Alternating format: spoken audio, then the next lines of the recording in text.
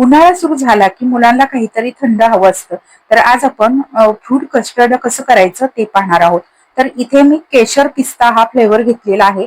तर अर्धा लिटर दूध घेतलंय, त्यामध्ये 2 चमचे हे कस्टर्ड पावडर घातलेली आहे. व्यवस्थित ढवळून सगळ्या गुठळ्या मोडून घ्यायच्या. गुठळ्या मोडून झाल्यानंतर पातेलं गॅसवरती ठेवायचं, एकसारखं ढवळत राहायचं आणि जोपर्यंत त्याला उकळी येत नाही तोपर्यंत आपल्याला असं ढवळत राहायचं आहे.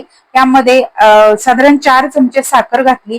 एक 5 मिनिटं ही कस्टर्ड मी शिजवून घेतलं आणि मस्त असं शिजलेलं आहे. आता हे आपल्याला रूम टेम्परेचर होते आल्यानंतर अर्धा तास फ्रीजर मध्ये ठेवून थंड करून घ्यायचं आहे. इकडे मी माझ्या घरामध्ये आहेत ती फळं घेतली, ती बारीक बारीक अशा पद्धतीने कट करून घेतलेली आहेत. तुम्ही हवी ती फळं यामध्ये वापरू शकता किंवा मुलांच्या आवडीची वापरू शकता. थोडीशी मी टुटी फ्रुटी घातलेली आहे. हे सगळं व्यवस्थित मिक्स करून झालं. आपलं कस्टर्ड सुद्धा छान थंड झालंय. अर्धा तास फ्रीजर मध्ये ठेवलं आणि थंड करून घेतलं आणि यामध्ये सगळी कट करून घेतलेली फळं घालायची आहेत. व्यवस्थित हे सगळं हलवून घ्यायचं आहे. एकदम मस्त आणि सोपी रेसिपी आहे. या पद्धतीने या उन्हाळ्यामध्ये मुलांसाठी तुम्ही अशा पद्धतीचं एकदम पौष्टिक असं फ्रूट कस्टर्ड तयार करून मुलांना देऊ शकता.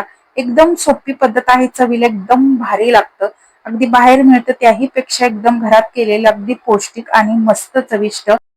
अशा पद्धतीने मुलांच्या पोटामध्ये भरपूर फळं जातात. नक्की करून बघा. धन्यवाद.